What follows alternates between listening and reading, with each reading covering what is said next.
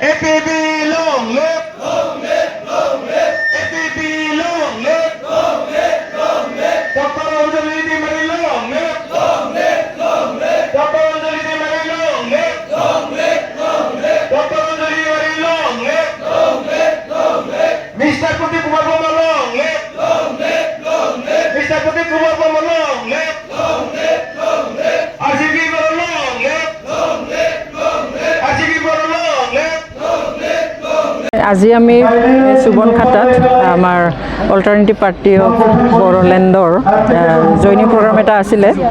যদিও আমি এইটো ইমিডিয়েট কৰিব বিচৰা নাছিলোঁ ইয়াত ৰাইজে বিচাৰিলে কাৰণে আমি কৰিলোঁ ইয়াত প্ৰায় 200তকৈ বেছি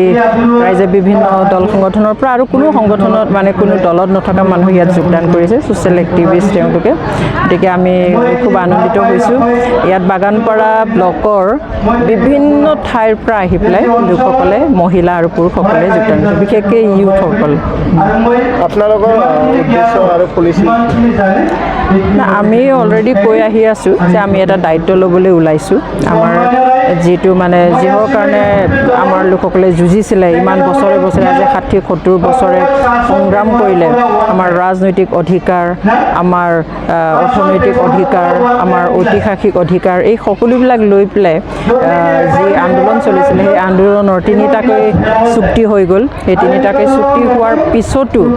এতিয়া আমি ৰাজনৈতিক অধিকাৰ পোৱাৰ পিছতো যেন এইবিলাক আমাৰ হাতৰ পৰা গৈ আছে তেনেকুৱা আমি অনুভৱ কৰিছোঁ আৰু সঁচা অৰ্থত সকলোৰে অধিকাৰ আমি সমভাৱে দিবৰ কাৰণে লগতে স্থায়ী শান্তি আনিবলৈ আৰু আমাৰ 6 শিডিউলৰ যিখিনি পাৱাৰ চেঞ্জ ফাংচনছ আৰু যি কেৰেক্টাৰিষ্টিক অথবা বৈশিষ্ট্য সেইবিলাক আমি ৰক্ষণাবেক্ষণ দিবৰ কাৰণে লগতে আমাৰ নৱপ্ৰজন্মৰ ভৱিষ্যত আমি সুস্থিৰ ৰাজনীতি বাতাবৰণ এটা দি যাবৰ কাৰণে আমি এইটো গঠন কৰিছোঁ এটা বিকল্প দিছোঁ সকলোকে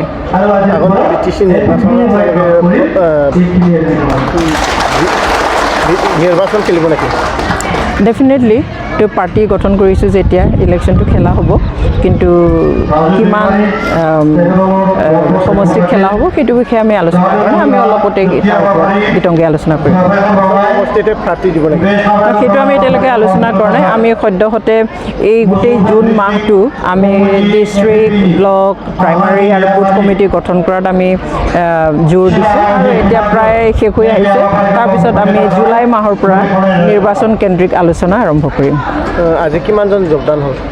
আজি ইয়াত 200তকৈও বেছি জইন হৈছে বিভিন্ন অঞ্চলৰ পৰা আহি পেলাই মহিলা পুৰুষ একেলগে জইন হৈছে যদি প্ৰাৰ্থী দিয়ে জয় হোৱাটো নিশ্চিত নেকি ইয়াৰ ৰাইজেতো সেইটোকে কৈছে এতিয়া বিভিন্ন ঠাইৰ পৰা আহি জইন কৰিছে আৰু আজিৰ আগতো মই সেইখিনি ইনফৰ্মেশ্যনো পাই আছোঁ যে ইয়াত যদি প্ৰাৰ্থী দিয়া যায় APBৰ পৰা তেনেহ'লে নিশ্চয়কৈ ইয়াৰ পৰাই আমি জয়ী হৈ যাম যদি প্ৰাৰ্থী দিয়ে আপোনালোকৰ ছবি কি হ'ব সেইটো আমিতো এতিয়া ইণ্ডিপেণ্ডেণ্ট হিচাপে খেলিম আমি ৰেজিষ্টাৰ্ড এতিয়াও হোৱা নাই গতিকে সেই ছবিটো যি হ'ব সেইটো সেই ইলেকশ্যনৰ সময়তহে আমি ক'ব পাৰিম ৰাইজক